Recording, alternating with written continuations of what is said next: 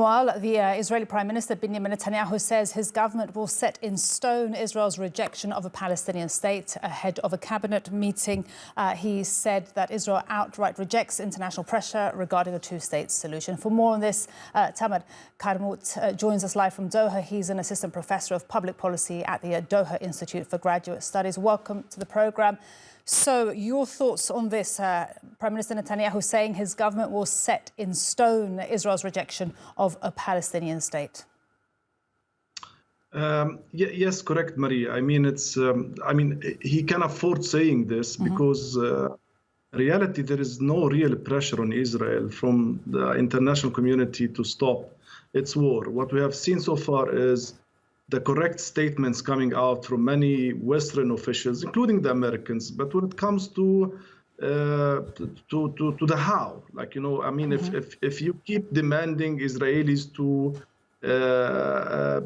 engage in this project, the two-state project, but you're not willing to put any pressure on Israel or use your leverage, then how is this going to happen with one of the most fanatic right-wing governments in the Israeli history?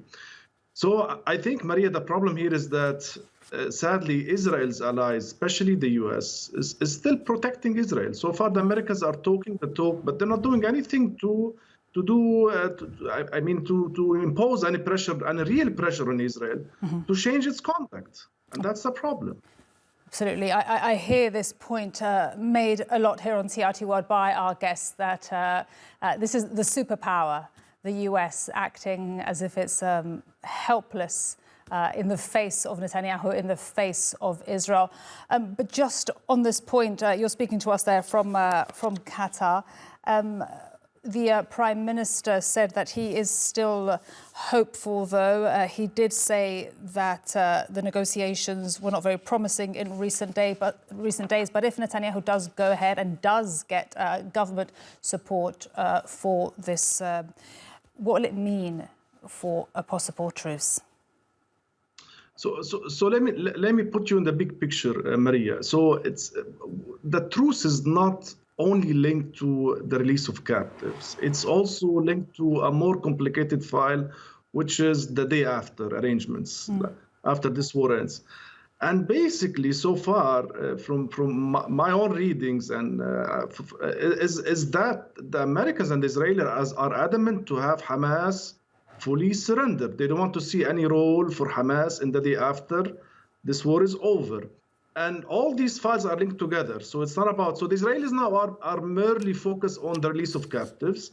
Of course, both Hamas and Israel are standing on two diverging views completely when it comes to the truce efforts. Hamas wants a full ceasefire, a complete withdrawal of Israeli forces from the Gaza Strip, and allowing humanitarian aid to access without any restrictions, while Israelis are rejecting all these demands, and they're saying that we are only engaging in one phase, which is the releasing of captives, while the war will continue, our presence in Gaza will continue, and they don't even link this to the discussions around the day after, which according to them must not involve any presence of Hamas in the governance of Gaza.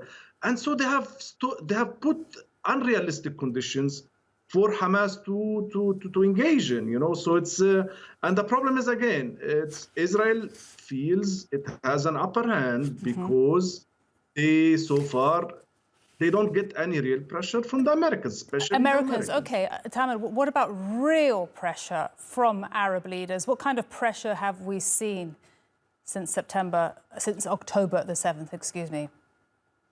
Well, I mean, realistically, the Arab countries are not in. They haven't done what they could have done much better using their leverage, even diplomatic leverage, for the countries who have political relations with Israel. Sadly, Maria, most Arab countries have decided to stand on a weak position. They express their support to the Palestinian people, but you know, to put it this way, most of the Arab regime's relation with Hamas is not good. Were never good before the start of this war. So it seems to me, that many of these Arab countries, more or less, are also, they have this common interest with the Israelis and the Americans to weaken Hamas or to bring it to order. So they don't want the same Hamas running Gaza anymore. So either Hamas disappears from the picture, from the scene, or Hamas remains, but remains very weak, very fragile, and under the umbrella of the Palestinian Authority. And I think they're more or less, they're working towards that scenario.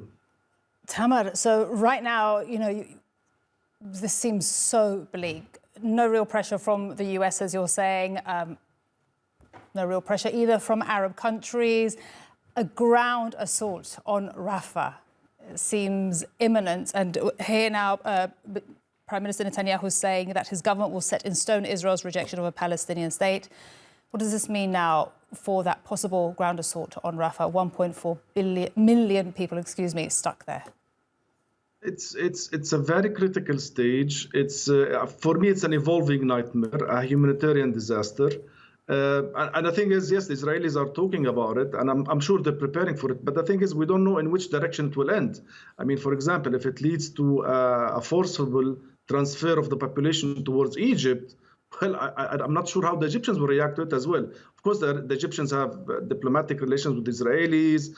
They're there and they're rejecting this. But I mean, the scenario of a transfer outside of the Gaza Strip, I think this will open Pandora's box, and we don't know when will this end. If it's on the opposite direction, which means Israel is transferring people back to the north, I don't see this happening because Israel is not talking about this. Basically, Israel is leaving the civilians of Gaza with no instructions whatsoever to go anywhere. It's just they're stuck there, and they're just their best guess is to find safety and where they are, and just by mere luck not get killed, by the Israelis. And that's the problem. So we see another massacre, another Srebrenica under the making, and the international community again is watching and is paralyzed, is not able to stop it. And that's very shameful. Tamer, we'll end there, but thank you so much for your thoughts and your time on this subject. Tamer Qarmout speaking to us there from Doha. Thank you so much. My pleasure.